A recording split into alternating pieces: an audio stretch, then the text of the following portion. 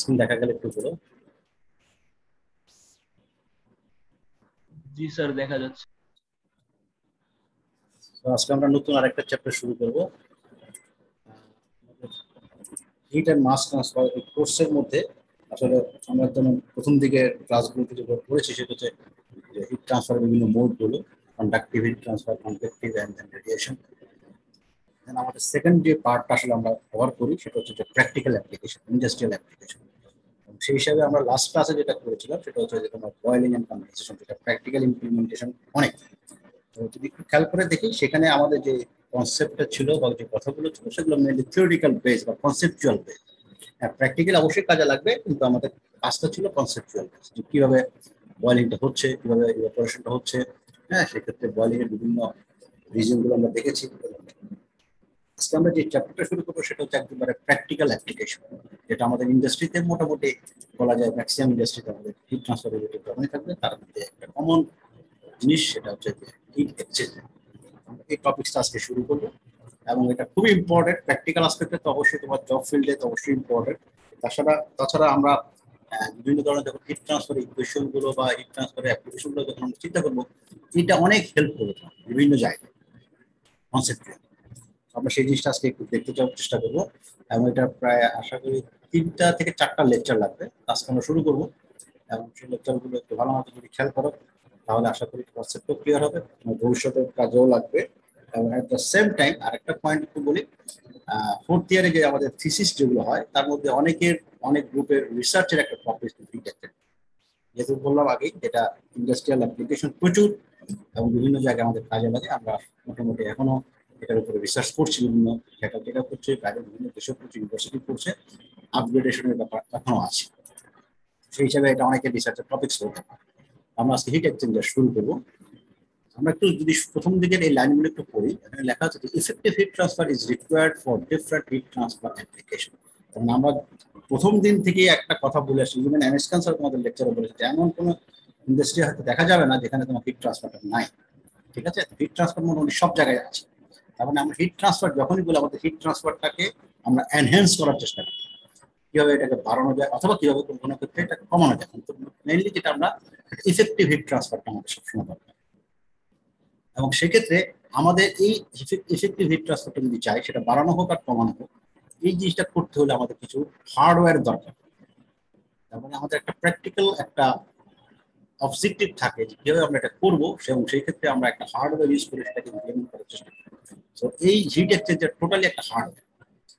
ঠিক আছে, তুমি ফিজিক্যালি দেখতে পারবে এবং এটা অ্যানালাইসিস করতে পারবে এবং এক্সপেরিমেন্টাল সেটআপের মধ্যে বলো সেই হিসেবে। সো এই hardware is required. So for the effective heat transfer, a suitable heat transfer equipment is designed and it is named as heat exchanger. So এই যে ডিজাইন যেটা করবো আমরা, যার মাধ্যমে হিট এফেক্টিভ হিট ট্রান্সফার হবে, সেই টুলটাকে আমরা বলছি হিট এক্সচেঞ্জার, যার মাধ্যমে আমরা এফেক্টিভ হিট ট্রান্সফারটা এনশিওর করতে পারি। ঠিক আছে, এটাকে বলা হচ্ছে হিট এক্সচেঞ্জার। এখন এই হিট এক্সচেঞ্জার বহু টাইপের আছে, বহু রকমের আমরা ক্লাসিফাই করতে পারি, অনেক ধরনের। এবং আমরা দিন শেষে সেটা হয়তো সেটা আরো আইডিয়া করতে পারবো। হ্যাঁ, কিন্তু বেসিক দিয়ে যদি আমরা শুরু করি, একেবারে সিম্পল যেটা আমাদের কনসেপ্ট ক্লিয়ার করার জন্য, শুরু করার জন্য, বোঝার জন্য আমরা প্রথমে যেটা হয়তো বলতে পারি সেটা হচ্ছে সিম্পল টাইপের, এটাকে আমরা বলি ডবল পাইপ হিট এক্সচেঞ্জার। একেবারে সিম্পল যেটা, সিম্পলেস্ট আমরা সিম্পলও যদি না বলে সিম্পলেস্ট যদি বলি সেটা হচ্ছে ডবল পাইপ হিট এক্সচেঞ্জার। এইটা কি জিনিস সেটা আমরা মোটামুটি আমাদের ম্যাট্রিক ইন্টারমিডিয়েট লেভেলের নলেজে কিছুটা আছে, যে আমরা খুব ক্লিয়ারলি মনে করতে পারি। আমরা এই ধরনের অঙ্কও করে আসি যে একটা ফ্লুইড থেকে আরেকটা ফ্লুইডে হিট যাচ্ছে, তার মানে একজন হিট ছাড়বে, একজন হিট গ্রহণ করবে। তার মানে আমরা গৃহীত তাপ ইকুয়ালস টু বর্জিত তাপ, এই ধরনের ইকুয়েশন দিয়ে অঙ্ক করে আসছি যে একটা ফ্লুইড থেকে হিট ছেড়ে দেবে, তারপরে সে যে পরিমাণ হিট ছাড়বে সেটাই আবার আরেকটা ফ্লুইড সেটা গেইন করবে। ঠিক আছে, তাহলে সেটা হচ্ছে গৃহীত তাপ, একজন বর্জন করবে, একজন গ্রহণ করবে। এইভাবে আমরা কনসেপচুয়ালি কিছু জিনিস আমাদের অলরেডি মাথার মধ্যে আছে। ওই কনসেপ্টটাই আমাদের আসলে হিট এক্সচেঞ্জারের মধ্যে। ঠিক আছে, তো বেশি আমাদের কষ্ট হওয়ার কথা না, কারণ কনসেপ্টের অনেক জিনিস আমাদের হয়তো আছে, কিন্তু প্র্যাকটিক্যাল সাইডটাতে আমাদের অনেক কিছু ফোকাস করতে হবে, যেখান থেকে আমরা পারফরমেন্স গুলো জাস্টিফাই করতে পারি। সো এই ডাবল পাইপ হিট এক্সচেঞ্জার যেটা কি, সেটা হচ্ছে যে two concentric pipe with different diameter. তাহলে দুটো পাইপ থাকবে, একটার মধ্যে আরেকটা থাকবে কনসেন্ট্রিক পাইপ। তার মানে দুটো পাইপেরই সেন্টার একই, দুটো পাইপেরই সেন্টার একই থাকবে, এটা হচ্ছে কনসেন্ট্রিক। ঠিক আছে। যদি সেন্টার এক না হয় তখন ইসেন্ট্রিক বলা হয়। তারপর কনসেন্ট্রিক বলছি, তার মানে দুটো পাইপেরই সেন্টার একই থাকবে, একটা বড় পাইপ থাকবে, তার মধ্যে একটা ছোট পাইপ থাকবে। তার মানে ছোট পাইপটার চারপাশে বড় পাইপটা দিয়ে আমরা এনক্লোজ করছি। এবং এক্ষেত্রে আমরা দুটো ফ্লুইড ইউজ করবো। আমরা দুটো পাইপের মধ্যে দুটো ফ্লুইড ইউজ করবো। কিভাবে ইউজ করবো? একটা যে ছোট পাইপ যেটা আছে তার মধ্যে দিয়ে একটা ফ্লুইড ইউজ করবো, যেটা পাস করবে, ফ্লো করবে। আর বড় পাইপ এবং ছোট পাইপের মাঝখানে যে জায়গাটা থাকবে, বড় পাইপ এবং ছোট পাইপের মাঝখানে যে জায়গাটা থাকবে, এটাকে বলা হয় অ্যানুলার স্পেস। এটাকে আমরা বলি অ্যানুলার স্পেস। দুটো পাইপের মাঝখানে যে গ্যাপটা, সেই গ্যাপটা বলা হচ্ছে অ্যানুলার স্পেস। এখান দিয়ে তোমার আরেকটা ফ্লুইড পাস করবে, দুটো ফ্লুইড পাস করবে। দুটো ফ্লুইডে আবার একটু বৈশিষ্ট্য থাকতে হবে, যে একটা হচ্ছে হট ফ্লুইড, একটা হচ্ছে কোল্ড ফ্লুইড, মানে ডিফারেন্ট টেম্পারেচার। আমার যদি কোল্ড ফ্লুইড থেকে হট ফ্লুইড থেকে হিটটাকে যদি নিতে হয় তাহলে আমার একটা অবজেক্টিভ, আর আমি কোল্ড ফ্লুইডকে যদি হিটেড করতে হয় তাহলে সেটা আরেকটা অবজেক্টিভ।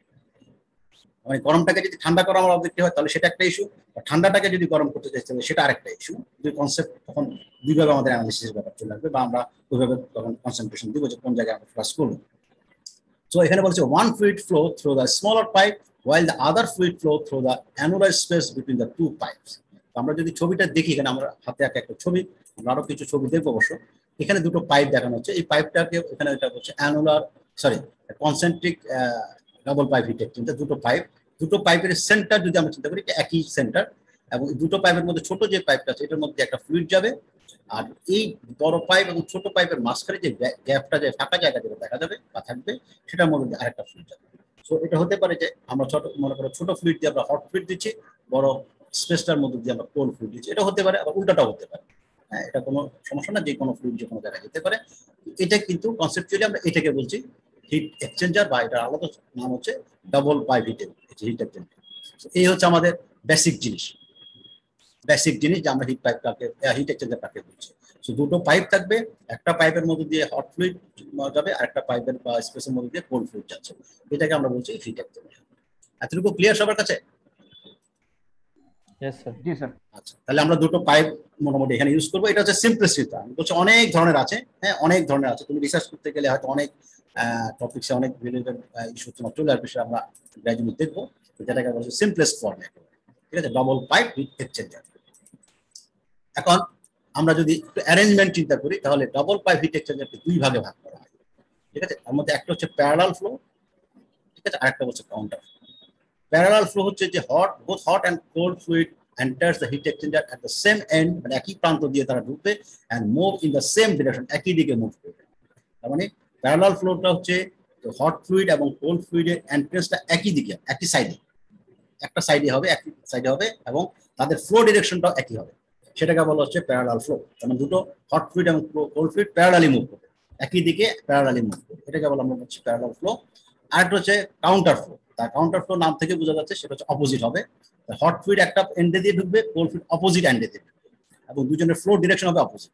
তার মানে কোল্ড ফ্লুইড যদি পজিটিভ এক্স অক্ষ দিকে যায় কথার কথা, তাহলে হট ফ্লুইড নেগেটিভ এক্স অক্ষ দিকে, মানে উল্টো দিকে, অপোজিট দিকে যাবে। এটাকে আমরা বলছি কাউন্টার। সো কি বলে parallel flow and counter flow, এই দুটো আমরা ক্লাসিফাই করলাম। ছবিটা একটু যদি খেয়াল করো, এই হচ্ছে আমার প্যারালাল ফ্লো, এই হচ্ছে প্যারালাল ফ্লো।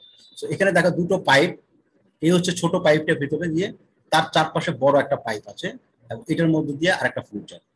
এই ছোট পাইপটা দিয়ে আমরা যদি কথার কথা ধরে নেই, যেটা হট ফ্লুইড ঢুকলো হট ফ্লুইড ইন করলো, তাহলে হট ফ্লুইডটা এখানে বের হয়ে আউট, এবং কোল্ড ফ্লুইডটা এখান দিয়ে ঢুকলো এবং এটা এদিক দিয়ে গিয়ে এবার এদিক দিয়ে বের হয়ে গেল। তাহলে আমরা যদি ছবিটা একটু খেয়াল করি, হট ফ্লুইড এবং কোল্ড ফ্লুইডের এন্ট্রেন্সটা একই প্রান্তে, সেম সাইড, একই দিকে, এবং আউটলেটটাও একই সাইড, এবং সেক্ষেত্রে হট ফ্লুইড যেদিকে মুভ করছে, কোল্ড ফ্লুইডটাও একই দিকে মুভ করছে। এটাকে আমরা বলছি প্যারালাল ফ্লো। ডান পাশের ছবিটা যদি তুমি খেয়াল করো, হট ফ্লুইডটা এই দিক দিয়ে বাম দিক থেকে ডান দিকে যাচ্ছে ছোট পাইপ দিয়ে, আর কোল্ড ফ্লুইডটা এই ডান পাশ দিয়ে ঢুকলো, বাম পাশে নিচে দিয়ে বের হয়ে।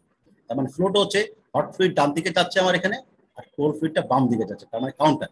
তার মানে আমরা অপোজিট ডিরেকশনে দুটো ফ্লুইড মুভ করছে, হট ফ্লুইড এবং কোল্ড ফ্লুইড। এটাকে আমরা বলছি কাউন্টার। এই বাম পাশের ছবিটাকে বলা হচ্ছে প্যারালাল ফ্লো, ডান পাশের ছবিটাকে বলা হচ্ছে কাউন্টার।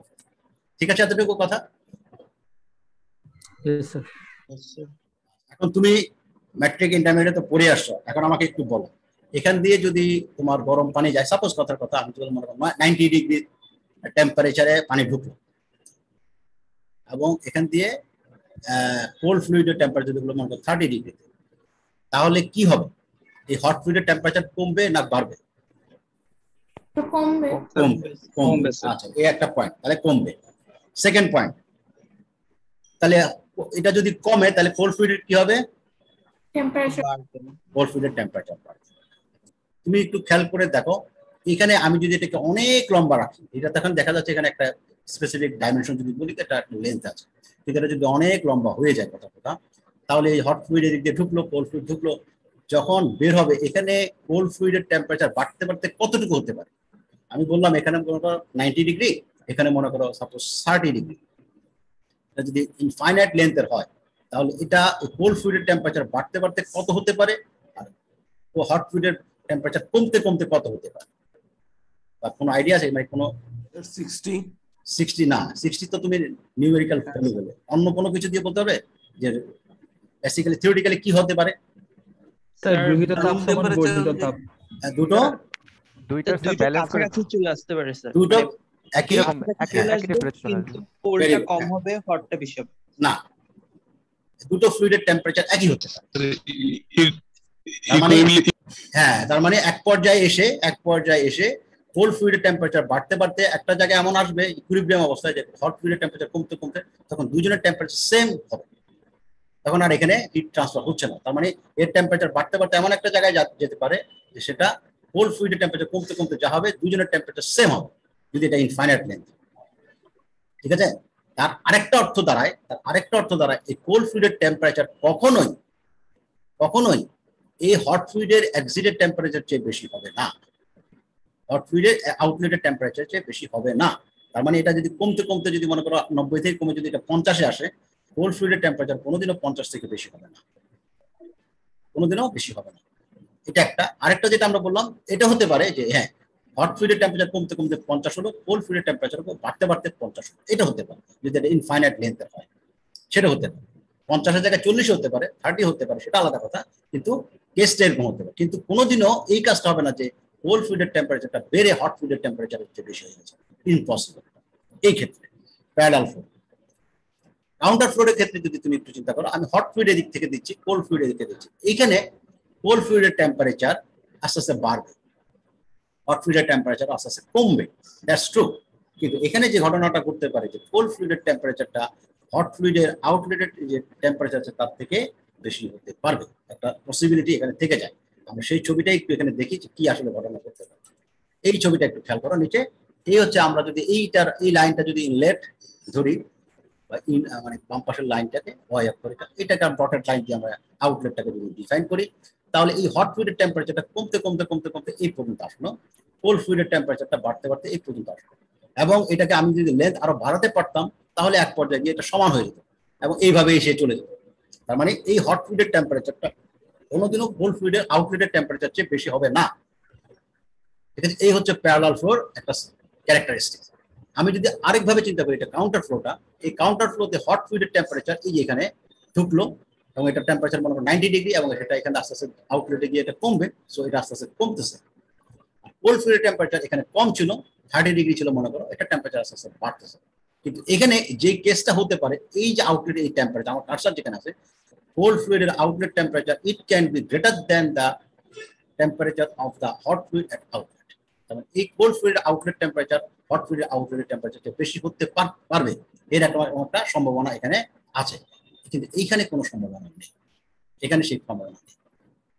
ঠিক আছে, এই যে সিগনিফিকেন্স, এই সিগনিফিকেন্সের উপর ভ্যারি করে আমরা এদের পারফরমেন্সটাকেও আবার ডিফাইন করতে পারি যে আসলে কোনটা ভালো, এর মধ্যে আমি ইন্ডাস্ট্রিয়াল অ্যাপ্লিকেশনে কোনটাকে নিতে চাই। আমার যদি হিট ট্রান্সফার এনহ্যান্স করতে হয়, তখন আমার যেটা এখান থেকে যেটা দেখা যাচ্ছে যে আমার হয়তো এই জিনিসটা কাউন্টার ফ্লোটা আমার জন্য প্রেফারেবল, কারণ আমি টেম্পারেচারটাকে কোল্ড ফ্লুইডের টেম্পারেচারটাকে আমি অনেক হতে পারতেছি, অথবা হট ফ্লুইডের টেম্পারেচারটাকে আমি কমাতে পারছি। এই যে সিগনিফিকেন্স যেটা, সেটার উপর ভ্যারি করে অনেক সময় কাউন্টার ফ্লোকে আমরা প্রেফারেন্স দেই বিভিন্ন ইন্ডাস্ট্রিয়াল অ্যাপ্লিকেশনে। আমরা আরো ডিটেলসে দেখবো, হ্যাঁ, কিন্তু এটা জাস্ট আমরা ছবি দেখে যতটুকু আগে আমাদের আছে এখন বর্তমানে, সেখান থেকে আমরা এটা ক্লারিফাই করতে পারি যে এটা সামহাও এটা বেটার হতে পারে। ঠিক আছে, এখন স্যার একটা কোশ্চেন ছিল। হ্যাঁ বলো। স্যার এইখানে স্যার প্যারালাল বা কাউন্টার ফ্লো কোনটাতে হট ফ্লুইড বেশি টেম্পারেচার লস করবে? হ্যাঁ সেটা ডিপেন্ড করবে আর অনেক কিছু, সেটাই বললাম। আরো হ্যাঁ আরো এখানে মাস ফ্লোরের ব্যাপার আছে, টেম্পারেচারের ব্যাপার আছে, স্পেসিফিক হিটের ব্যাপার আছে, আরো আনুষঙ্গিক অনেক কিছু ইস্যু আছে, আমরা সেগুলো গ্র্যাজুয়ালি আসবো। কিন্তু জাস্ট সিম্পল ডায়াগ্রাম হিসেবে আমরা যদি বলি, এটা সেই হিসাবে দেখা যাচ্ছে টেম্পারেচার অন্তত এতটুকুতে আমরা বলতে পারি যে টেম্পারেচারটা এটা বাড়ার সম্ভাবনা আছে। এই যে আমি যদি কার্সার এখানে দেখো, এই হচ্ছে কোল্ড ফ্লুইডের আউটলেট টেম্পারেচার, আর এটা হচ্ছে হট ফ্লুইডের outlet temperature. It's might be greater than outlet temperature of hot fluid. ঠিক আছে, সেই হিসাবে আমরা বলতে পারি যে আমরা বেশি পরিমাণ কোল্ড ফ্লুইডের টেম্পারেচারটা বাড়াতে পারি। আমি যদি এদিকে দিতাম তাহলে কোনোদিনও এই টেম্পারেচার বেশি হতো না। ঠিক আছে, আমরা আরো অ্যানালাইসিস তো অবশ্যই করবো, পারফরমেন্স দেখবো, কারণ এটা যেহেতু প্র্যাকটিক্যাল আমরা অনেক কিছু দেখবো ইনশাআল্লাহ। ঠিক আছে, জি স্যার। আচ্ছা আচ্ছা, এতটুকু যদি ক্লিয়ার মোটামুটি থাকে, আমরা একটু ইস্যুতে যাই। আমরা প্র্যাকটিক্যাল যেহেতু বলছি বারবার, অ্যানাদার টাইপ অফ হিট এক্সচেঞ্জারের যেটা মধ্যে আছে, আমাদের কম্প্যাক্ট হিট এক্সচেঞ্জার বলে একটা জিনিস আছে। কম্প্যাক্ট হিট এক্সচেঞ্জারের মেইনলি ডেফিনিশন যেটা আছে, this is based on the heat transfer surface area per unit volume. মানে একক আয়তনে যে পরিমাণ সারফেস এরিয়া থাকবে তারকে আমরা বলছি যে তোমার হিট এক্সচেঞ্জার বা কম্প্যাক্ট হিট এক্সচেঞ্জার। তার মানে আমার সারফেস এরিয়া যত বাড়বে হিট ট্রান্সফারের এরিয়াটা বাড়বে, এটা আমরা জানি। এরিয়া যত বাড়বে সারফেস এরিয়া আমাদের হিট ট্রান্সফার করতে বেশি হবে। সেই হিসাবে heat transfer area divide by তার ভলিউম যদি আমরা হিসাব করি, সেই হিসাবে আমরা এটাকে বলি কম্প্যাক্ট। এটাকে তোমার বিটা দ্বারা প্রকাশ করা হয়, আর বিটাটা হচ্ছে surface area divide by volume. আর বিটার আরেকটা নাম আমরা এখানে ইউজ করি, সেটাকে বলা হচ্ছে এরিয়া ডেনসিটি। এই এরিয়া ডেনসিটি দিয়ে আমরা আমাদের একটা স্পেশাল ডিজাইন প্যারামিটার আমরা যখন ডিজাইন করতে যাব বিটার মানটা, কারণ আমার কতটুকু এরিয়া দিয়ে হিট ট্রান্সফার হবে পার ইউনিট ভলিউমে, সেটার উপর বেসিস করে আমরা ডিজাইন চিন্তা করব। সো নর্মাল হিট এক্সচেঞ্জার যখন আমরা ক্লাসিফাই বা ডিজাইন করতে চাই, সেটাকে আমরা বিটার মানটা normally 700 metre square per metre cube এই হিসাবে আমরা চিন্তা করি। 700 বেশি হতে পারে, ঠিক আছে। এছাড়া যদি কম হয় তাহলে আমরা যে সকল প্যারামিটার আমরা দেখবো যে পারফরমেন্স, সেখানে ওইভাবে এটা কাজ করবে না। তো নর্মাল হিট এক্সচেঞ্জারের ডেফিনিশন হিসেবে আমরা বিটার মানটা ইউজুয়ালি 700 এর বেশি হতে হবে, ঠিক আছে, মিটার স্কোয়ার পার মিটার কিউবে ভলিউম পার ইউনিট ভলিউম। এখন আমরা যদি ক্লারিফাই করি যে আসলে প্র্যাকটিক্যালি কি কি আছে কয়েকটা, যেমন এক্সাম্পল কার রেডিয়েটর আমরা হিট এক্সচেঞ্জার ইউজ করি, সেখানে এই বিটার মানটা হচ্ছে around 1000 metre square per metre cube. Glass ceramic gas টারবাইনে যেখানে হিট এক্সচেঞ্জার ইউজ করা হয়, সেখানে তোমার বিটার মানটা হচ্ছে around 6000 metre square per metre. Stirling ইঞ্জিনে যেখানে আমরা ইঞ্জিনের হিট ট্রান্সফারটা এনহ্যান্স করার জন্য আমরা বিটার মানটা প্রায় 15,000 মিটার স্কোয়ার পার মিটার। আমাদের হিউম্যান লাং যেটা আছে, সেই লাং এর মধ্যে যে বিটার মানটা আছে আমরা যদি ক্যালকুলেট করি, is around 20,000 metre square per metre. ঠিক আছে, এই জিনিসটা তাহলে আমরা যখন কোনো হিট এক্সচেঞ্জার হিসাব করবো, তখন আমরা এই কনসেপ্টটা মাথায় রাখতে পারি যে আমরা কতটুকু হচ্ছে, তাহলে আমাদের ডিজাইন আসপেক্টে অনেক কাজে দিবে। এরপরে আমরা আরেকটু যদি দেখি, আমরা এখানে যে বললাম যে আমরা ম্যাটেরিয়াল যেটা ইউজ করবো, দুটো পাইপ ইউজ করছি বা অন্য যে কোনো ম্যাটেরিয়াল ইউজ করবো, আমাদের ম্যাটেরিয়ালটা কিন্তু একটা ইম্পর্টেন্ট ফ্যাক্টর, কারণ সে নিজেই হিট ট্রান্সফারে সাহায্য করবে। সে যদি ইনসুলেটেড টাইপের ম্যাটেরিয়াল হয়, তাহলে তো কোনো হিট ট্রান্সফার হবে না। সো আমাদের এই একটা জিনিস এনশিওর করতে হবে যে সেখানে হিট ট্রান্সফারটা যেন ঠিক মতো, তার মানে থার্মাল কন্ডাক্টিভিটি এটা যেন বেশি থাকে। অ্যাট দ্য সেম টাইম আমরা আবার এটা চিন্তা করি যে থিকনেস যাতে কম হয়, যত থিন হবে তত আমার থার্মাল রেজিস্ট্যান্স, যেটা কন্ডাক্টিভ যে থার্মাল রেজিস্ট্যান্স, সেটা কম হবে। সো আমি যদি বেশি মোটা পাইপের যদি হিট এক্সচেঞ্জার তৈরি করতে যাই, তাহলে আমার এখানে কিছু লসের পরিমাণ বাড়ি বেড়ে যাবে, সেটা আমাদের এনশিওর করা দরকার। আমরা নর্মালি থিন প্লেট ইউজ করি সেটা। এছাড়া আরো হিট ট্রান্সফার বাড়ানোর জন্য এর ভিতরে বিভিন্ন ধরনের ফিন, বিভিন্ন ধরনের শেপ, বিভিন্ন ধরনের সারফেস টপোলজিক্যাল তোমার বিভিন্ন আসপেক্ট গুলো আছে, সেগুলো এনশিওর করা যাতে হিট ট্রান্সফারটা বাড়ানো যায়। ঠিক আছে, সারফেস এরিয়া বাড়িয়ে আমরা ফিন সম্পর্কে অলরেডি জানি, এবং বিভিন্ন রকমের ব্যাফল বা তোমার গ্রুপ বা বিভিন্ন রকমের স্লট, বিভিন্ন রকমের ফিন ইউজ করে আমরা এই জিনিসটা এনশিওর করি।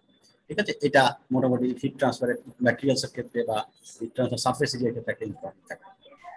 আরেকটা আমরা যেটা নর্মালি যেটা চিন্তা করি, সেটা হচ্ছে যে হিট ট্রান্সফার যেটা করবো, সেটা নর্মালি গ্যাস থেকে গ্যাস হতে পারে, হিট এক্সচেঞ্জারে গ্যাস অ্যান্ড লিকুইড হতে পারে, লিকুইড অ্যান্ড গ্যাস হতে পারে, বা লিকুইড লিকুইড হতে পারে, বিভিন্ন ধরনের। তবে গ্যাস নিলে যে সমস্যাটা হয় বা গ্যাসের ক্ষেত্রে যে জিনিসটা হয়, সেটা হচ্ছে গ্যাসের থার্মাল যে কোফিশিয়েন্ট বা হিট ট্রান্সফার কোফিশিয়েন্ট যেটা আছে, সেটা নর্মালি অনেক কম থাকে লিকুইডের তুলনায়। তবে সেক্ষেত্রে আলাদা কিছু ইস্যু এনশিওর করার তখন ব্যাপার থাকে, যেগুলো সারফেস এরিয়া বা অন্যান্য জিনিসগুলো এনশিওর। সো এখানে হিট ট্রান্সফার কোফিশিয়েন্ট একটা ফ্যাক্টর, ম্যাটেরিয়াল যেটা আছে তার থার্মাল কন্ডাক্টিভিটি একটা ফ্যাক্টর, যে ম্যাটেরিয়ালটা ইউজ করছি তার সারফেস এরিয়া একটা ফ্যাক্টর, ঠিক আছে, থিকনেস একটা ফ্যাক্টর। এগুলো সবগুলো আমাদের এনশিওর করে আমাদেরকে এই বিটার মানটা এনশিওর করা, এবং আলাদা অন্যান্য যে সকল আমরা পরে লেকচারগুলোতে দেখবো যে পারফরমেন্সের যেসব ইন্ডিকেটর আছে সেগুলো আমাদের ensure better hit exchanger design sir একটা কোশ্চেন ছিল স্যার। হ্যাঁ শিওর। স্যার এখানে বিটার ইউনিটটা এইভাবে লিখেছেন কেন? এম ইনভার্স লিখতে প্রবলেম ছিল? আমরা তো দেখাতে যাচ্ছি যে metre square per metre cube per unit volume. এই যে পার ইউনিট ভলিউম বলেছি না, per surface area per unit volume সেই হিসাবে আমরা 1/মিটার দিলে তুমি হয়তো মানে এই জিনিসটা ক্ল্যারিফাই করা অনেক সময়, ঠিক আছে। এটাকে এরিয়া ডেনসিটি বলা হয়, এরিয়া ডেনসিটি নামটাও একটু ডিফারেন্ট, এরিয়া ডেনসিটি, ঠিক আছে। সো এছাড়া আরেকটা টাইপের হিট এক্সচেঞ্জার আমাদের আছে, সেটাকে বলছে when two fluid moves perpendicular to each other। আমরা যেটা একটু আগে দেখলাম একটা হচ্ছে প্যারালাল চলবে আর একটা হচ্ছে অপোজিটে যাবে। এছাড়া আরেকটা আছে যেটা পারপেন্ডিকুলার, একটা যেদিকে যদি এক্স অক্ষ বরাবর যায় একটা ওয়াই অক্ষ বরাবর যায়, এই ধরনের যদি 90 ডিগ্রি অ্যাঙ্গেলে ফ্লুইড ফ্লো করে তাহলে সেই ক্ষেত্রে এটাকে বলা হচ্ছে ক্রস ফ্লো হিট এক্সচেঞ্জার। তাহলে আমরা থার্ড ওয়ানে যেটা দেখলাম সেটা হচ্ছে যে parallel flow, counter flow and আরেকটা হচ্ছে ক্রস ফ্লো। ক্রস ফ্লোটা হচ্ছে 90 ডিগ্রি বা পারপেন্ডিকুলার। এবং এর মধ্যে আবার আরেকটা ভাগ আছে সেটাকে বলা হচ্ছে মিক্সড এন্ড আনমিক্সড। মানে ফ্লুইড যে ফ্লো করে আমরা বলেছি প্রত্যেকটার মধ্যে দুটো ফ্লুইড আমরা মিক্স করছি, এই ফ্লুইড গুলো মিক্স আপ হতে পারে আবার হতে নন মিক্সড হতে পারে, ঠিক আছে। মিক্সড হতে পারে নন মিক্সড হতে পারে, এই ধরনের ক্লাসিফিকেশন বিভিন্ন রকমের আছে যেগুলো বিভিন্ন ডিজাইনে লাগবে। এখন আমরা যদি দেখলাম প্রথমে যেটা দেখলাম সেটা হচ্ছে সিম্পলেস্ট হিট এক্সচেঞ্জার, সেটাকে আমরা বলছি ডবল পাইপ হিট এক্সচেঞ্জার। ইন্ডাস্ট্রিতে যেটা সবচেয়ে কমন যেটা ইউজ করা হয়, যেটার নাম আমরা সবাই চিনি হয়তো বা অনেকে জানা হয়তো, সেটাকে বলা হচ্ছে shell and tube heat exchanger. Shell and tube heat exchanger এটা খুব কমন ইন্ডাস্ট্রিয়াল অ্যাপ্লিকেশন। যতগুলো ইন্ডাস্ট্রিতে যাবা মোটামুটি এই জিনিসটা খুব কমন একটা টার্ম এবং এটাই মোটামুটি সেটআপে থাকে, সেটা হচ্ছে shell and tube heat exchanger. আমরা যদি শেল এন্ড টিউবটা দেখি ছবির মধ্যে, শেল এন্ড টিউবটা হচ্ছে এই ধরনের একটা শেল থাকে, এই শেলটা হচ্ছে বড়টা, তার মধ্যে টিউব থাকে। তো এই শেলের মধ্য দিয়ে এই একটা ইনলেট থাকবে, একটা আউটলেট থাকবে, আর এই টিউব যেগুলো থাকবে এই টিউবের জন্য একটা ইনলেট থাকবে, একটা আউটলেট, ঠিক আছে। এখানে তুমি যদি একটু খেয়াল করে দেখো যে আমার এটা হচ্ছে যে তোমার শেলের ইনলেট, এই উপরটা শেলের ইনলেট, যেখানে শেলের ইনলেট, এই ফ্লুইডটা এদিক দিয়ে যাবে, দিয়ে এদিক দিয়ে পুরো ঘুরে ঘুরে পিছনে এখান দিয়ে ঘুরে চলে আসবে। টিউবটা যেটা আছে টিউবের ফ্লুইডটা এদিক দিয়ে ঢুকে এদিক দিয়ে যাবে, দেন এটা এদিক দিয়ে গিয়ে এদিকে যাবে, এভাবে ক্রস করে করে করে যাবে। এখানে বিভিন্ন ধরনের ব্যাফেল দেওয়া আছে, ঠিক আছে, এই ফ্লুইডটাকে একটু বেশিক্ষণ সময় ধরে এখানে রাখার জন্য। ব্যাফেল দেওয়ার অর্থ হচ্ছে ফ্লুইডটাকে একটু বেশিক্ষণ সময় ধরে রাখার জন্য এবং তার থেকে কিছু হিট ট্রান্সফারটা বাড়ানোর, ঠিক আছে। ব্যাফল মানে কি স্যার? ব্যাফল মানে একটা ছোট ছোট প্লেটের মতো, একটা ফিনের মতো দেখাবো। হ্যাঁ হ্যাঁ, ব্যাফল বলতে মানে করো সাপোজ একটা পাইপের মধ্যে তুমি বিভিন্ন রকমের ভিতরে ইনার সাইডে কিছু প্লেটের মতো দিয়ে দেবে, যে মানে যেটাকে আমরা বলি, আমি যদি দেখাচ্ছি, আচ্ছা মানে একটা প্লেট বলা যায় এটাকে, যে আমি মাঝখানে কিছু ডিস্টারবেন্স দিলাম, পাইপের ফ্লুইডে যখন ফ্লো করছে তোমার পাইপের মধ্যে দিয়ে, তখন আমি মাঝখানে কিছু ডিস্টারবেন্স দিলাম, কিছু এক্সট্রা সারফেস ভিতরে দিলাম, যেগুলোর কারণে ফ্লোটা বাধাগ্রস্ত হবে, ঠিক আছে। ফ্লোটা বাধাগ্রস্ত হলে হবে কি, সে বেশিক্ষণ ধরে সময় ওই টিউবের মধ্যে থাকলো, তাতে সে হিটটা বেশিক্ষণ ধরে নিতে পারবে অথবা দিতে পারবে, এটা ঠিক আছে। তার মানে কিছু অবস্টাকল সেট করা ব্যাপার, ঠিক আছে। আমরা সেটা একবার দেখতেছি, আমি ছবি দেখাবো। শুধু শেলে থাকে নাকি মানে টিউবেও থাকে? না, টিউবের কথা বলছি, ঠিক আছে, টিউবের মধ্যে আমরা সেটআপের মধ্যে। শেলে থাকে না স্যার? না, শেলে তো টোটালটার মধ্যেই কন্টেইনারের মধ্যে পানি থাকবে বা ফ্লুইড থাকবে, ঠিক আছে। ফ্লো যেটাকে বলছে, ফ্লোটাকে কন্ট্রোল করার জন্য, ফ্লোটাকে ডিস্টার্ব করার জন্য, ঠিক আছে। আমি ছবি দেখাচ্ছি এখন, একটু দেখো এই ছবিগুলো একটু দেখে এত যদি ক্লিয়ার করা যায় তাহলে আমরা আমি এখানে একটু দেখাচ্ছি যে কথাগুলো এখন বললাম সেগুলো আর একটু সংক্ষেপে। এইটা আমরা প্যারালাল ফ্লো বা কো কারেন্ট আমরা যেটা বলি, এটা হচ্ছে হট ফ্লুইড গেল, আর এটা হচ্ছে কোল্ড ফ্লুইড, একটা দুটো। এটা হচ্ছে যদি একই দিকে যায় তাহলে সেটাকে আমরা প্যারালাল ফ্লো বলছি, সেই ছবিটা আমি অলরেডি দেখিয়েছি। টেম্পারেচার বাড়বে, টেম্পারেচার কমবে। কাউন্টার ফ্লো আমরা যেটা বললাম যে অপোজিট দিকে যাবে, তাহলে সেক্ষেত্রে এখানে দেখো যে অপোজিট দিকে যাচ্ছে, এখানে একটা এই যে ডটেড লাইন দেওয়া আছে, তার মানে হচ্ছে যে এই যে সি আউট, টিসি, মানে temperature of the cold fluid আউটলেটের, it might be greater than the temperature of the hot fluid at outlet, ঠিক আছে, এটা হতে পারে, ঠিক আছে। এটা এখানে দেখানো আছে। এরপরে আমরা যে ক্রস ফ্লো বললাম, তার মানে এইখানে এই ফ্লুইডটা যাচ্ছে হট ফ্লুইড, এখানে তার পারপেন্ডিকুলারলি যাচ্ছে আরেকটা ফ্লুইড, সেটাকে আমরা বলছি যে ক্রস ফ্লো হিট এক্সচেঞ্জার, সেটা এই ধরনের, ঠিক আছে। এখানে আমরা বলছি যে মিক্সড এন্ড আনমিক্সড, ঠিক আছে। এইখানে তুমি দেখছো যে এই যে এটার মধ্যে এই যে প্লেটের বিভিন্ন ক্রস ফ্লো এটা যদিও, কিন্তু এখানে তোমার আনমিক্স, এই ফ্লুইড এই টিউবের মধ্যে দিয়ে ফ্লুইড একটা ফ্লো করছে, আর এটার ভিতরে এদিক দিয়ে একটা ফ্লুইড ফ্লো করছে। সো এই ক্ষেত্রে যেটা হচ্ছে তোমার তোমার এটাকে আমরা বলছি বোথ ফ্লুইড আর আনমিক্সড, ঠিক আছে, বোথ ফ্লুইড আর আনমিক্সড। এখানে যেটা হচ্ছে, এখানে এটাকে বলা হচ্ছে যে mixed, and one fluid is mixed and other fluid is unmixed। মানে এই ফ্লুইডটা যেটা যাচ্ছে সেটা আনমিক্সড, একদিক দিয়ে ঢুকতেছে একদিক দিয়ে বের হয়ে, এই ফ্লুইডটা যেটা ঢুকতেছে এখানে এ যাবে, এইকে নিয়ে ঘুরে হয়তো নিচের দিকে চলে আসলো, বা নিজের নিচে যে ঢুকতেছে সে হয়তো উপর দিয়ে চলে গেল, এটা নিজেদের মধ্যে মিক্স হতে পারে, যেখানে প্রত্যেকটা ইনলেটে ডোমেইনের মধ্যে দিয়ে সেটা মিক্স হবে, এটাকে বলা হচ্ছে মিক্সড, ঠিক আছে, ক্রস ফ্লো। কিন্তু এখানে কিন্তু সেটা মিক্স হচ্ছে না, এখানে ভিতরে প্যাটার্ন করা আছে, সো ফ্লুইড যে যার লাইন দিয়ে বা পাথ দিয়ে সে চলে যাবে, এটাকে একটা মিক্সড একটা আনমিক্সড বলা হচ্ছে। এই দেখো এখন হিট এক্সচেঞ্জার, আমরা এই যে আমরা বললাম এটাকে আমরা বলছি shell and tube heat exchanger. তুমি প্র্যাকটিক্যাল যদি দেখো সেই প্র্যাকটিক্যাল ছবিটা হচ্ছে এরকম। এই ছোট ছোট পাইপ যেগুলো আছে এই পাইপের মধ্যে দিয়ে তোমার এখানে টিউবের মধ্যে দিয়ে যাচ্ছে, ঠিক আছে। এখন এই টিউবের মধ্যে দিয়ে যখন যাচ্ছে, এর মধ্যে তোমার এই বিভিন্ন ধরনের শেলের মধ্যে তোমার একটা ফ্লুইড যাবে, সো এর মধ্যে হিট এক্সচেঞ্জারটা হবে। তো তুমি আমরা দেখো আমরা যেটা বললাম একটু আগে যে বিটার মান সারফেস এরিয়া ডিভাইডেড ভলিউম, তার মানে তুমি যত সারফেস এরিয়া বাড়াচ্ছ, যত পাইপ বেশি দিচ্ছ, সারফেস এরিয়া তত বাড়তেছে। আর টোটাল ভলিউম যদি এটা আমরা ধরি একটা সিলিন্ডারের ভলিউমের মতো, তাহলে সেক্ষেত্রে ভলিউম কিন্তু ফিক্সড, তার মানে তোমার বিটার মান বাড়তেছে, হিট ট্রান্সফার রেটটা বাড়বে, ঠিক আছে। এটা হচ্ছে একটা প্র্যাকটিক্যাল। এরপরে এখানে আরেকটা হিট এক্সচেঞ্জারের ছবি দেখানো হচ্ছে, এগুলো সব হিট এক্সচেঞ্জারের ছবি, ঠিক আছে। সো এগুলো তোমার এই বিভিন্ন ধরনের পাইপের মধ্যে দিয়ে এখানে টিউব আছে, হ্যাঁ। এখন আমরা এই যে শেল এন্ড টিউবের যেটা বললাম, এই ছবিটা দেখো, এই যে শেলের মধ্যে দিয়ে এখানে আমরা খুব ক্লিয়ারলি এখানে ভিজিবল এখন যে আমরা এই হচ্ছে শেলের ইনলেট, ঠিক আছে। শেলের ইনলেট, এখানে ফ্লুইডটা যাবে, এখানে ব্যাফল দেওয়া আছে, এই ব্যাফলের কারণে ফ্লুইডটা এই দিক থেকে গিয়ে এইদিকে পাস হবে, এদিক থেকে গিয়ে এদিকে পাস হবে, এভাবে সে যাবে। তার মানে সে এখন এই ব্যাফল থাকার কারণে ফ্লুইডটা কিন্তু সরাসরি এদিকে যাবে না, সে তাকে ঘুরে নিচে দিয়ে যেতে হবে। আবার এই ব্যাফল থাকার কারণে সে নিচে দিয়ে যেতে হবে, তাকে ঘুরে উপর দিয়ে যেতে হবে। আলটিমেটলি সে এই উপরে নিচে করে যাবে, তাতে এই সময়টা অনেক বেশিক্ষণ এখানে ফ্লুইডটা থাকবে এবং এটা আউটলেট দিয়ে পরে বের হবে। আর টিউব যদি থাকে, আমরা টিউবটা এখানে দিয়ে দিচ্ছি, এই টিউবের মধ্যে যে ফ্লুইডটা দিয়ে ঢুকলো এবং এদিক দিয়ে বের হয়ে গেলো, এবং প্রত্যেকটা আলাদা আলাদা টিউব এবং বের হয়ে গেলো। তাহলে আলটিমেটলি হবে কি এই ফ্লুইডটা দিক দিয়ে ঢুকে এখান দিয়ে বের হবে।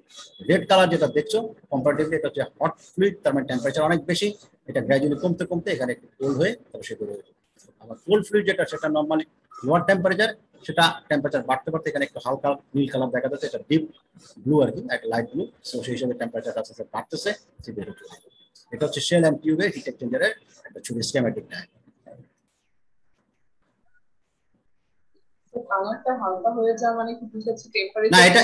না, এটা আমরা জাস্ট ছবিতে বোঝানোর জন্য, এটা মানে এটা টেম্পারেচারটা বাড়বে, এটা তো সত্য। এখানে যদি ঠান্ডা পানি দেই আর এখানে যদি গরম পানি থাকে, তো এটা যখন বের হবে তো টেম্পারেচার তো আলটিমেটলি বাড়বে, তাই না?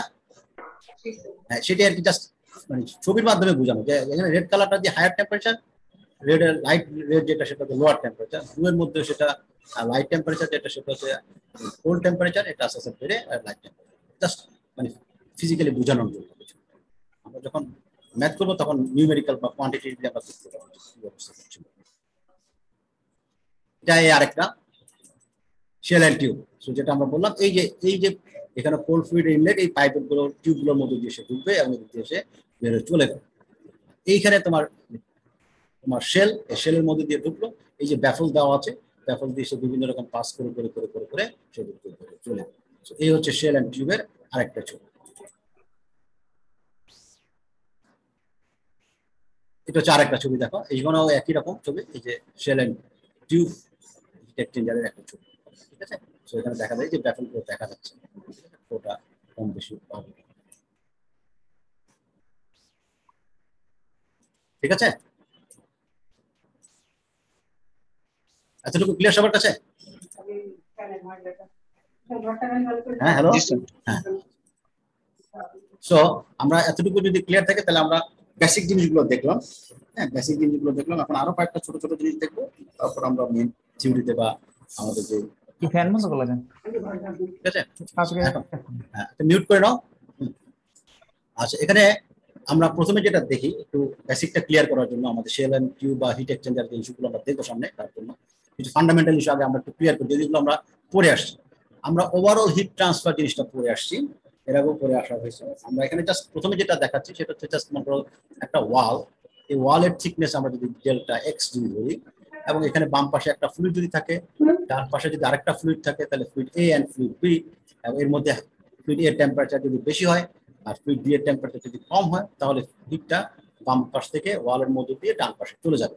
তো আমরা এটা থেকে সার্কিট ডায়াগ্রাম যদি ড্র করি, তাহলে সেক্ষেত্রে দেখা যাবে যে টি এ এই টেম্পারেচার, তারপরে সেখান থেকে কনভেক্টিভ হিট ট্রান্সফার হয়ে এই ওয়ালে আসলো T1 এ, T1 থেকে T2 তে, এখানে আবার কন্ডাক্টিভ হিট ট্রান্সফার হয়ে সে T2 তে গেল, T2 থেকে আবার কনভেক্টিভ হিট ট্রান্সফার হয়ে টিভি তে আসলো। তার মানে আমরা এখানে তিনটা রেজিস্ট্যান্স দেখতেছি, একটা হচ্ছে দুটো কনভেক্টিভ আর একটা হচ্ছে কন্ডাক্টিভ। সো আমরা এই সূত্রগুলো অলরেডি জানি, এগুলো হচ্ছে প্রত্যেকটা হচ্ছে রেজিস্ট্যান্স। সো এখান থেকে আমরা এই সূত্র হিসাবে যদি লিখি Q সমান TA মাইনাস টিবি, তার মানে পোটেনশিয়াল ডিফারেন্স মানে থার্মাল পোটেনশিয়াল ডিফারেন্স, যেটা TA minus TB divide by sum of all resistance. All resistance বলতে এই যে 1/H1A কনভেক্টিভ হিট ট্রান্সফার রেজিস্ট্যান্সের, del x by ka এটা হচ্ছে কন্ডাক্টিভ এর জন্য রেজিস্ট্যান্স, আর এটা হচ্ছে আবার কনভেক্টিভ এর জন্য রেজিস্ট্যান্স। তিনটা যেহেতু সিরিজে আছে আমরা সবগুলো যোগ করে দিয়েছি, যোগ করে দিয়ে আমরা হয়তো এইভাবে ইকুয়েশনটা লিখতে পারি। এটা যেহেতু কমন, প্রত্যেকের সারফেস এরিয়া যদি আমরা কমন ধরে নিই a, তাহলে এটাকে কমন নিয়ে বের করে নিয়ে আসলে এটাকে লেখা যায় a into TA minus TB divide by into নিচের জিনিসটা। এই নিচের জিনিসটাকে আমরা এটাকে বলছি ইউ দ্বারা প্রকাশ করলাম, ইউটাকে আমরা বলছি ওভারঅল হিট ট্রান্সফার কোএফিসিয়েন্ট, যেটাকে আমরা ইউ দ্বারা প্রকাশ করি। এটা সমান লেখা যায় 1/a অল রেজিস্ট্যান্স এর জন্য। তো সেক্ষেত্রে আমরা ইকুয়েশনটাকে সিম্পলিফাই ফর্মে লিখতে পারি যে Q equals to UA TA minus TB. এখান থেকে এটাকে লেখা যায় যে UA into TA minus TB. তার মানে এখানে ইউটা হচ্ছে mainly overall heat transfer coefficient, overall heat transfer coefficient. So আমরা ইউ সমান যেটা লিখলাম সেটা হচ্ছে যে 1 divide by summation of all resistance, এভাবে আমরা ইউটাকে লিখছি। তো এই জিনিসটা যেটা ছিল একটু খেয়াল করে দেখো, এটা হচ্ছে আমরা ওয়ালের জন্য চিন্তা করছি। ওয়াল এটা প্রত্যেকটা এরিয়া সেম, এবং সেক্ষেত্রে এই যে কনভেক্টিভ, কন্ডাক্টিভ এন্ড কনভেক্টিভ, ঠিক আছে, তিনটা রেজিস্ট্যান্সের কথা বলছি। কিন্তু এখন তুমি যদি প্র্যাকটিক্যাল চিন্তা করো, আমাদের যখন ডাবল পাইপ হিট এক্সচেঞ্জার হবে বা শেল এন্ড টিউব হবে, তখন আমাদের পাইপ হবে, তার মানে এটা একটা সিলিন্ড্রিক্যাল, এটা কিন্তু প্লেন সারফেস না, এটা সিলিন্ড্রিক্যাল শেপে আছে। তাহলে সিলিন্ড্রিক্যাল শেপে থাকলে সেক্ষেত্রেও আমরা সূত্র আমাদের জানা আছে, হ্যাঁ, আমরা ক্লাসগুলোতে পড়ে আসছি। তাহলে সেক্ষেত্রে আমার সিচুয়েশনটা একটু ডিফারেন্ট।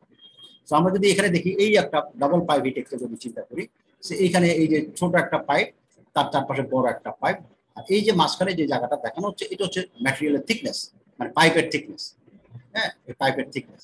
সো আমরা এটাকে যদি বলি যে ছোট পাইপের মধ্যে দিয়ে হট ফ্লুইড যাবে, আর এই ভিতরে জায়গাটা অ্যানুলার স্পেস যেটা সেটা কোল্ড ফ্লুইড যাবে, তাহলে হট ফ্লুইড থেকে হিটটা কোল্ড ফ্লুইডে যাচ্ছে।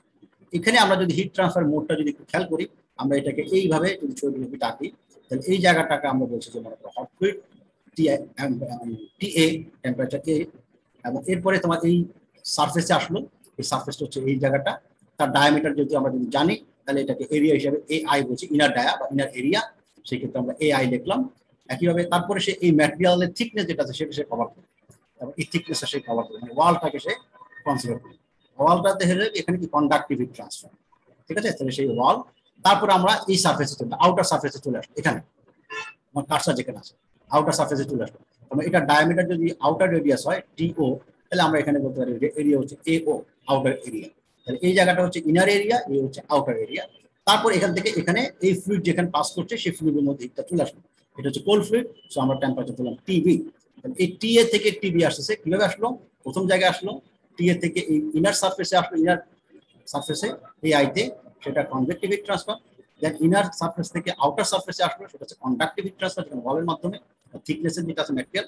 তারপর আমরা আবার আউটার সারফেস এরিয়া থেকে এই ফ্লুইডের মধ্যে যেটা আসলো সেটাকে আমরা বলছি তখন আবার কনভেক্টিভ হিট ট্রান্সফার। সো আমরা যদি রেজিস্ট্যান্স গুলো দেখি, এই রেজিস্ট্যান্স আমরা জানি যে কনভেক্টিভের জন্য আমরা কিভাবে লিখতে পারি 1/HA, ইনারের জন্য HIAI। আবার এখানে এটা ওয়াল, হ্যাঁ, কিন্তু এটা সিলিন্ড্রিক্যাল শেপে, সার্কুলার শেপে আছে। সো আমরা জানি যে এটা ln R naught by R I divide by twice by K l. So এটা একদম প্রথম দিকের কন্ডাক্টিভ হিট ট্রান্সফার আমরা করে আসি, ln R naught by R I divide by twice by K L. এটা হচ্ছে রেজিস্ট্যান্স, কন্ডাক্টিভ রেজিস্ট্যান্স, সার্কুলার শেপের জন্য। দেন এটা আবার কনভেক্টিভ হিট ট্রান্সফার, সো এটা হচ্ছে আউটার সারফেসের জন্য, আমরা লিখছি 1/HOAO। এ হলো তিনটা রেজিস্ট্যান্স। তো তুমি একটু যদি উপরে খেয়াল করো, এখানেও তিনটা রেজিস্ট্যান্স ছিল, কিন্তু এটা ছিল প্লেন সারফেসের জন্য। সো আমরা এইভাবে লিখছি। এখন যেটা হচ্ছে যেহেতু এটা সার্কুলার শেপে, তখন এই মাঝখানেটা শুধু চেঞ্জ হয়ে গেছে, মাঝখানেটা শুধু চেঞ্জ হয়ে গেছে। সো আমরা এখানে এখানে এনভায়রনমেন্টের কোনো ইফেক্ট নাই, লাইক অ্যাম্বিয়েন্ট টেম্পারেচারের কোনো ইফেক্ট নাই। আমরা ধরে নিলাম নাই আপাতত, আমরা ধরে নিচ্ছি নাই, থাকলে তো অবশ্যই থাকলো। নর্মালি যেটা হয় এটা ইনসুলেটেড করা, আউটার সারফেসটা ইনসুলেটেড করা, ঠিক আছে। তুমি যদি ধরো হ্যাঁ থাকবে, তাহলে এখানে আবার আরেকটা কনডাক্টিভ হবে, আবার কন্ডাক্টিভ হবে, আবার কন্ডাক্টিভ হবে, তাহলে আরো দুটো ভাগ হবে, ঠিক আছে। আমরা আপাতত ধরে নিচ্ছি যে এরপরে আর কিছু না। আমাদের যেহেতু হিট ট্রান্সফারটা হবে, আমাদের অবজেক্টিভ হট ফ্লুইড থেকে কোল্ড ফ্লুইড বা কোল্ড ফ্লুইড থেকে হট ফ্লুইড, সো আমরা এতটুকুর মধ্যে সীমাবদ্ধ আছি, ঠিক আছে। বাইরে থেকে যেটা যাবে সেটা অবশ্যই কনসিডার করা যাবে, কিন্তু সেটার ক্ষেত্রে তখন আরো জিনিস আমাদের, ঠিক আছে। সো আমরা এখানে এই তিনটা রেজিস্ট্যান্স আমরা পেলাম। সো আমরা আগের মতো যদি বলি কিউ সমান হচ্ছে TA minus TB, potential difference divided by all sum of all resistance, so 1 by HI AI plus ln R naught by R naught RI divided by twice by KL plus 1 by HO A. So এখানে আমরা তিনটা রেজিস্ট্যান্সকে আমরা, so লেখার পরে এখন আমরা এখানে যদি একটু ভালো মতো খেয়াল করি, আমরা এখান থেকে যে ইউটাকে, আমরা এখানে যেমন ইউটাকে করেছি, ইউ সমান লিখেছি, যে দেখো ইউ সমান লিখেছি 1 by এটা, ঠিক আছে।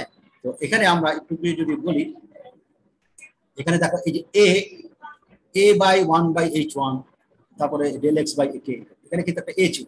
তো আমরা যদি এখানে a লিখি, তাহলে এখানে a লিখতে হয়, ঠিক আছে। আমরা সেভাবে একটু জাস্ট সিম্পলিফাই করলাম।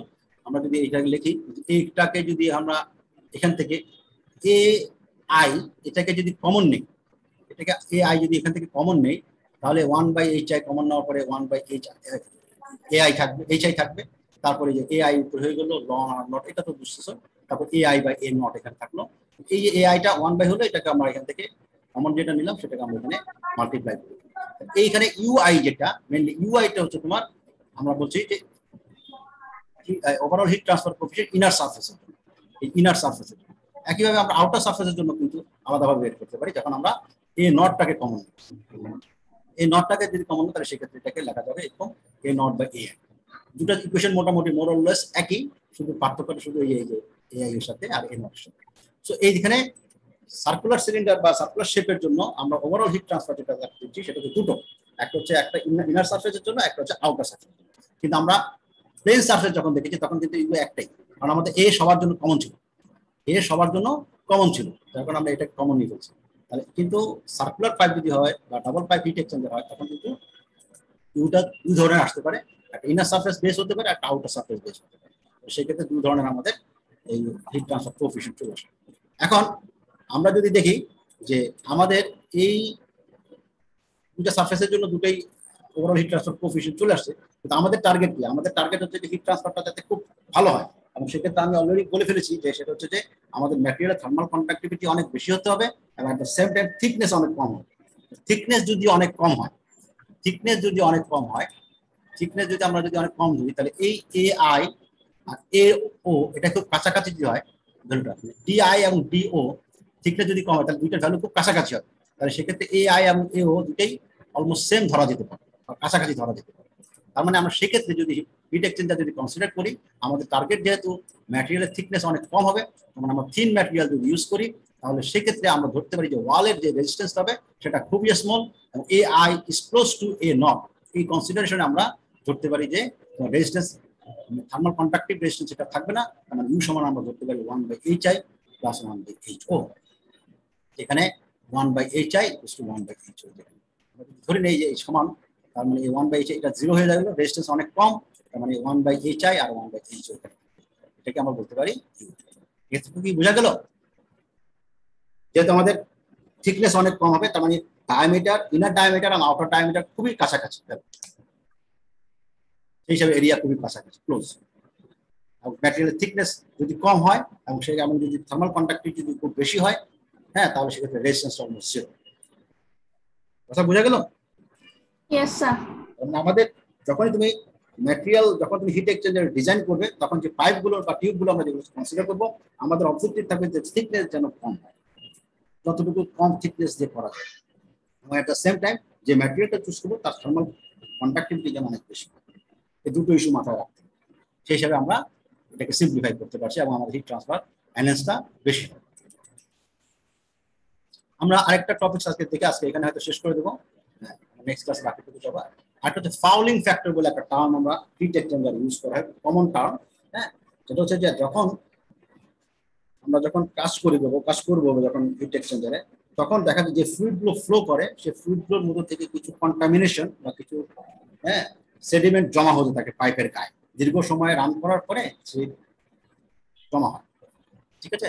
So the performance of heat exchanger usually deteriorates with the time as a result of accumulation of deposit of on heat transfer surface. মানে যে ফ্লুইডটা ফ্লো করছে তার থেকে বিভিন্ন রকমের ময়লা বলো, হ্যাঁ, কন্টামিনেশন বলো, সেটা সারফেসের গায়ে জমা হতে থাকে। এবং এই জমা হতে থাকলে যে লেয়ারটা, যে থিকনেসটা ছিল, সেই থিকনেসের উপর আরেকটা লেয়ার পড়তেছে, তার মানে থিকনেস আলটিমেটলি বেড়ে যায় এবং যে লেয়ারটা জমা হয় সেটা এডিশনাল রেজিস্ট্যান্স হিসেবে কাজ করে এবং হিট ট্রান্সফারটাকে কমিয়ে দেওয়ার চেষ্টা করে। So the layer of deposit represents additional resistance to heat transfer and causes to decrease the heat rate of heat transfer. এই যে জিনিসটা ঘটে, এই জিনিসটাকে যখন কনসিডার করতে হয় বা আমরা করবো, সেক্ষেত্রে আমরা যেটাকে ধরি সেটাকে বলছে ফাউলিং ফ্যাক্টর।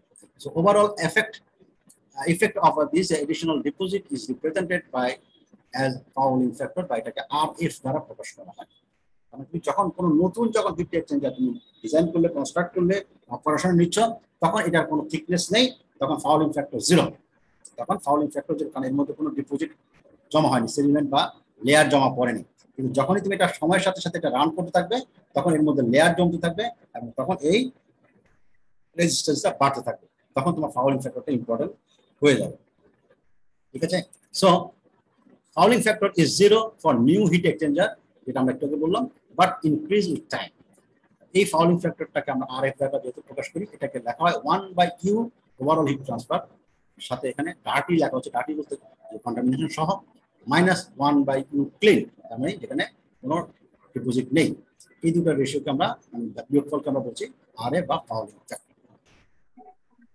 ঠিক আছে? আমরা এই ফাউলিং ফ্যাক্টরটা আমরা একটা চার্টের মাধ্যমে আবার অনেক সময় রিপ্রেজেন্ট করি, যেখানে আমাদের দেখাই এটা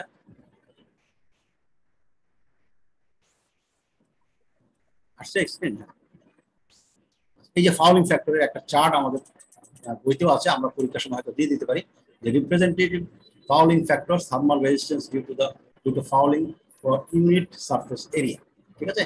এই যে ডিস্টিল ওয়াটার যখন ইউজ করবে বা রিভার ওয়াটার ইউজ করলে, তা বয়লার ফিড ওয়াটার যখন ইউজ করলে, তখন বিভিন্ন রেঞ্জের RF এর মানটা থাকবে। So below 50 degree operation temperature যদি হয়, তখন ফাউলিং ফ্যাক্টর এত, অ্যাবভ 50 ডিগ্রি হলে তখন এত, ফুয়েল অয়েল যদি ইউজ করা হয়, স্টিম যদি ইউজ করা হয়, রেফ্রিজারেন্ট যদি ইউজ করা হয়, রেফ্রিজারেন্ট ব্যাপার, এরকম বিভিন্ন রকম ফ্লুইডের জন্য একটা ফাউলিং ফ্যাক্টর দেওয়া আছে। ঠিক আছে? সেই হিসাবে আমরা ফাউলিং ফ্যাক্টরটা তখন কনসিডার করবো অঙ্কের সময়। ঠিক আছে? এটা আমাদের ফাউলিং ফ্যাক্টরটা যখন তুমি প্র্যাকটিক্যাল অপারেশন যাবা, তুমি যারা অনেক সময় তুমি দেখেছো পানি, আমরা বয়লার তো তোমরা দেখোনি, তোমরা তো অনেকের বাসায় হয়তো তোমরা পানি বয়েল করো, দেখবে যে বয়েল করতে যে পটে বা যে পাত্রের মধ্যে পানি বয়েল করছো, কিছুদিন পর দেখবে নিচের মধ্যে একটা লেয়ার পড়ে গেছে, হয়তো অনেকে নোটিস করেছো, কিছুদিন পরে সেটার নিচে একটা লেয়ার পড়ে গেছে। ঠিক আছে? কারণ এই জিনিসগুলো যে জমা হচ্ছে, এগুলো হচ্ছে মানে তোমার ডিপোজিট, এবং এটাই ফাউলিং ফ্যাক্টর হিসেবে কাজ করে, হিট ট্রান্সফারটা সে কমা দেওয়ার চেষ্টা করে। ঠিক আছে? ওকে, সো এতটুকু যদি হয়, আমরা এরপরে আমরা এখানে শেষ করি।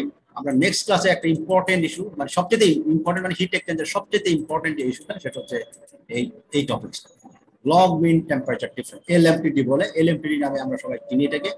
LMTD ভাইটাল একটা ইস্যু, যেটা হিট ট্রান্সফার, হিট এক্সচেঞ্জারের পারফরমেন্সের জন্য আমরা মেনলি কনসিডার করি।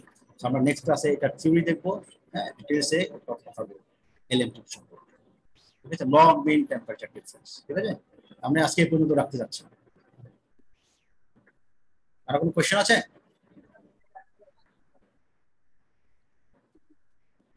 No sir. ঠিক আছে, থ্যাংক ইউ সবাই।